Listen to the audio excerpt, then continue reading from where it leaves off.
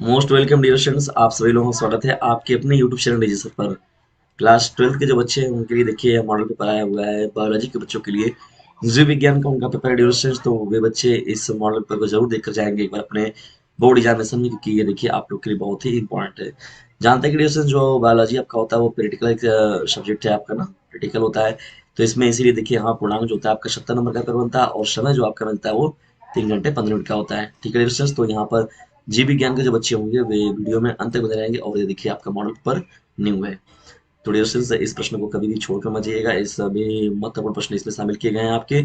एक नज़र इसको जरूर देख लीजिए आप लोग 5 से 10 मिनट का समय निकाल कर, क्योंकि इससे आपको एक रफली आइडिया हो जाएगा कि हाँ हमको मॉडल पे हमको हमारा बोर्ड का एग्जाम पेपर कैसा मिलेगा।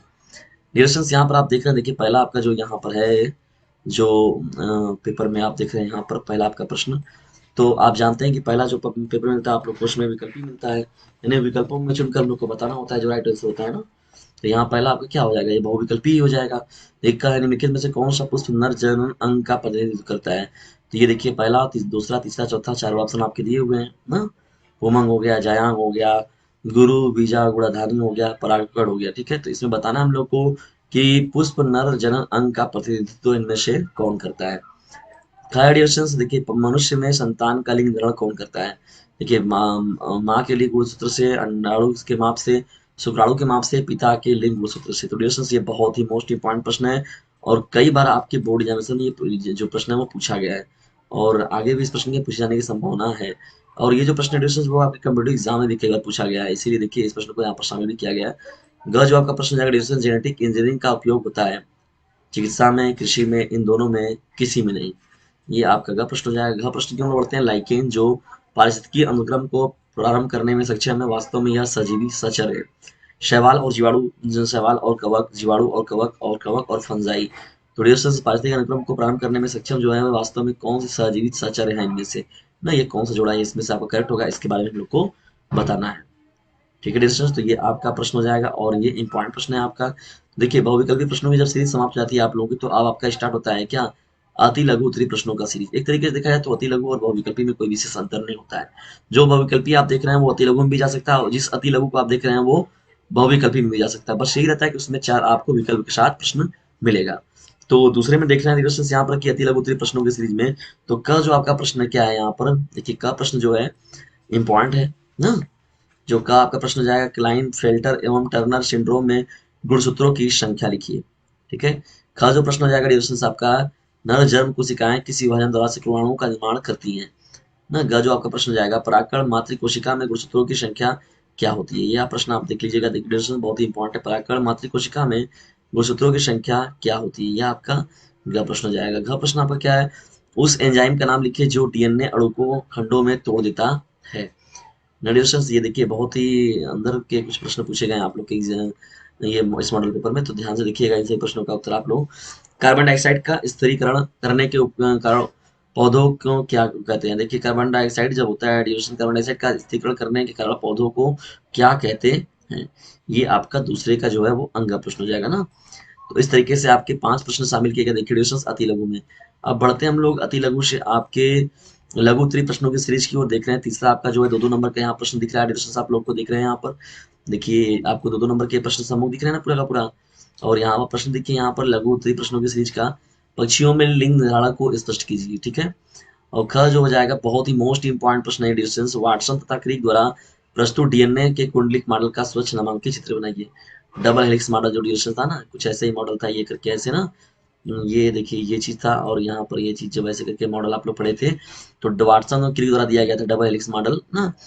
एडेनिन गुआनिन थायमिन साइटोसिन जो था वहां पर ना क्या होता है, तो उसमें बताया गया था बहुत। ये इंपॉर्टेंट है आपका, नियमित रूप से पूछा जाने वाला प्रश्न है।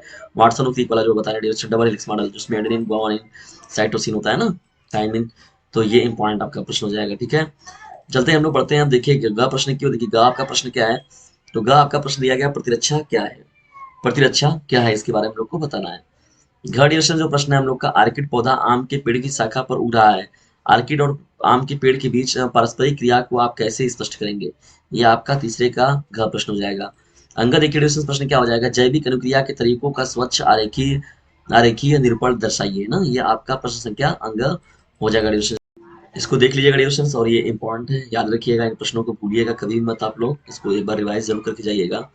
अब बढ़ते हैं हम लोग यहाँ पर, देखिए चौथे के, अब सेकंड चौथा देखिए प्रश्न में, देखिए लघु उत्तरी का सेकंड भाग होता है ना, थोड़ा सा ये बड़ा होता है इस प्रश्न का उत्तर, और 3-3 नंबर में आप लोग को इसका जवाब देना है। तो देखिए क जो प्रश्न आपका दिया गया है, लघु बीजाणुधानी तथा गुरु बीजाणुधानी के बीच कोई 3 अंतर स्पष्ट कीजिए ना। ख जो प्रश्न है, हमारे समाज में लड़कियां पैदा होने पर दोष केवल महिलाओं को दिया जाता है, बताएं कि यह क्यों सही नहीं है।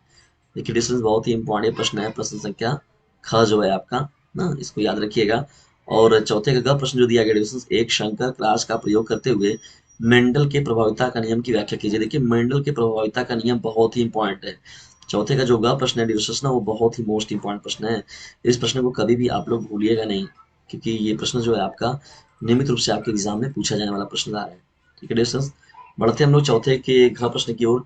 डीएनए कुंडली की कौन सी विशेषता ने वाटसन और क्रिक को डीएनए प्रकृति के सेमी कंजर्वेटिव रूप को कल्पित करने में सहयोग किया, इसकी व्याख्या कीजिए। देखिए वाटसन और क्रिक जो ऐसे इंपॉर्टेंट व्यक्ति है कि वो लघु उत्तरी, अति लघु उत्तरी, बहुविकल्पी और साथ ही साथ दीर्घ उत्तरी में भी आपके आ सकते हैं। तो इसलिए डिफरेंस जो वाटसन और क्रिक वाला जो डीएनए कुंडली का सिद्धांत रहा है, उसको आप लोग देख लीजिएगा अच्छे से, इंपॉर्टेंट प्रश्न है ना। आइए हम लोग देखते हैं कुछ अन्य प्रश्नों को। देखिए पांचवा आपका प्रश्न क्या है यहाँ पर दिया गया, पांचवे में देखिए क प्रश्न जो दिया गया है, मलेरिया परजीवी के जीवन चक्र का स्वच्छ एवं नामांकित चित्र बनाइए। भाई जाहिर सी बात है, बायोलॉजी को आप पढ़ रहे हैं तो जीव विज्ञान को बिना फिगर के हल हो जाए, या बिना फिगर पूछे आपसे कुछ अगर काम हो जाए तो ये भी तो पॉसिबल नहीं है। फिगर तो निश्चित आप लोग को पूछना ही पूछना है। ठीक है, नामांकित चित्र बनाने के लिए कुछ पूछा ही जाएगा। मलेरिया परजीवी के जीवन चक्र का स्वच्छ एवं नामांकित चित्र बनाइए, आपको कहा है। और खर्च हो जाएगा जैविकी, जीव विज्ञान के अध्ययन ने संक्रामक रोग को नियंत्रित करने में किस प्रकार हमारी सहायता की है, इसके बारे में हमको बताना है। ग प्रश्न क्या हो जाएगा, जैव उर्वरक किस प्रकार से मृदा की उर्वरता को बढ़ाते हैं ना। और पांचवे का जो घ प्रश्न हो जाएगा, बैक्यूलोवा रेसिस ना, पांचवे का घ प्रश्न हो जाएगा बैक्यूलोवा रेसिस क्या है, इसके बारे में हम लोग को बताना है डिविजन। तो ये इंपॉर्टेंट प्रश्न है, ये सभी के सभी हैं, और इन सभी को आप अच्छे से लिख भी सकते हैं। ठीक है डिविजन, बिल्कुल भी कठिन चीज आप नहीं पढ़े, इसको पूरा आप साल भर अपना रिवाइज भी किए हुए हैं, इसको आप लोग देखिएगा एक बार अच्छे से पूरा तैयार कर आप लोग जाइएगा। चलिए डिविजन बढ़ते हैं हम लोग अब छठवें प्रश्न की। देखिए छठवां आपका क्या है, निम्नलिखित पर टिप्पणी कीजिए। लिखिए, लिखना है आप लोग को टिप्पणी इसमें। देखिए पीसीआर क्या होता है ना, ये क्या होता है, क्यों आता है, प्रतिबंधित एंजाइम देखिए क्या है, सबके सब जो है प्रश्न बहुत ही मोस्ट इंपॉर्टेंट है। खा देखिए प्रश्न में आएंगे तो जैव प्रौद्योगिकी का कृषि क्षेत्र में क्या उपयोग है, इसके बारे में हम लोग को बताना है। ग प्रश्न आपका क्या है, परजीवी जंतु से आप क्या समझते हैं, कोई एक उदाहरण दीजिए ना, परजीवी जंतु के उदाहरण बताना है आप लोग को, और ये क्यों जरूरी है। रेडिएशंस, ये प्रश्न जो है इंपॉर्टेंट है, ये सभी के सभी प्रश्न जो है। आप बढ़ते हम लोग घ प्रश्न क्यों। देखिए घ का जो पहला दिया गया है, अंतर स्पष्ट करना है आप लोग को, शीत निष्क्रियता और ग्रीष्म निष्क्रियता में अंतर बताना है हम लोग को, या जिसको हम लोग हाइबरनेशन एवं एस्टिवेशन कहते हैं, तो इनके मध्य आपको अंतर बताना है। देखिए अंतर को यदि आप तैयार कर लेते हैं तो आपका तो दो काम हो जाता है ना, क्योंकि उसमें दोनों चीजों को आप तैयार कर लेते हैं। और सेकंड जो प्रश्न आपका पूछा जा रहा है, बाह्य ऊष्मी और आंतरोष्मी, जिसको हम लोग एक्टोथर्मिक एवं एंडोथर्मिक बोल जंतु बोलते हैं, तो इन दोनों के बीच में आप लोग को अंतर बताना है। ये भी आपका इंपॉर्टेंट प्रश्न है, छठवां प्रश्न। ठीक है, छठवें में क और ख के रूप में आपसे पूछा गया है। अब चलिए बढ़ते हैं हम लोग। देखिए यहाँ पर दीर्घ उत्तरी प्रश्नों की सीरीज आपको दिख रही है डिविजन्स, तो सातवें प्रश्न से आपका दीर्घ उत्तरी प्रश्नों का सीरीज स्टार्ट होता है। मनुष्य के नर जनन तंत्र का सचित्र वर्णन कीजिए, इसमें शुक्राणु कहाँ संचित रहते हैं, कि बहुत ही मोस्ट इंपॉर्टेंट होता है ना। मनुष्य के नर जनन या तो मादा के मनुष्य नर जनन, या तो मनुष्य में जैसे मादा जनन तंत्र का सचित्र वर्णन है, तो दोनों को आप लोग देख लीजिएगा डिविजन्स, दोनों में से कोई ना कोई आपके एग्जाम में देखिए वो हर बार पूछा गया है। यदि आप इसको बना लेते तो अच्छी बात है, अगर नहीं बना पाते हैं तो फिर देखिए इसके अथवा में भी आप लोग को कुछ मिला है, उसको ही कर दीजिएगा। ठीक है, ये देखिए पुष्टि पादपों में लघु लघु बीजा गुणजनन का सचित्र वर्णन करना है हम लोग को, तो ये भी आप कर सकते हैं। आठवां देखिए क्या, आनुवंशिक गुण क्या है, इसकी मुख्य विशेषताओं का वर्णन कीजिए। या तो देखिए आपका मेंडल का दिया गया है, मेंडल का लक्षणों के पृथक्करण का नियम क्या है। देखिए मेंडल वाला जो होता है वो भी वहां पे अगर आपसे एग्जाम में कई बार पूछा गया और पूछता भी रहता है, तो जैसे उसको देख लीजिएगा आप लोग। नवा प्रश्न देखिए क्या है यहाँ पर, अनुकूलन को परिभाषित कीजिए, उदाहरण सहित स्पष्ट कीजिए ना, इसका वर्णन करना हम लोग को।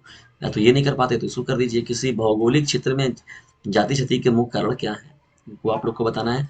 तो नौवे के अथवा में देख लीजिएगा जो प्रश्न है, और यहाँ पर ठीक है, ये इस तरीके से आपका देखिए एक मॉडल प्रश्न, ये मॉडल पेपर आप लोग का तैयार होता है। जो इन प्रश्नों को आप लोग एक बार जरूर देख लीजिएगा, क्योंकि यहाँ से प्रश्न आप लोग को देखने को मिलेंगे। और वीडियो थोड़ा सा भी आप लोग के हेल्पफुल लगा तो प्लीज इसे लाइक जरूर करें और शेयर जरूर करें, और चैनल पर चैनल को सब्सक्राइब करना बिल्कुल भी ना भूलें। जल्दी मिलते हैं हम लोग नेक्स्ट वीडियो में, तब तक के लिए टेक केयर, गुड बाय।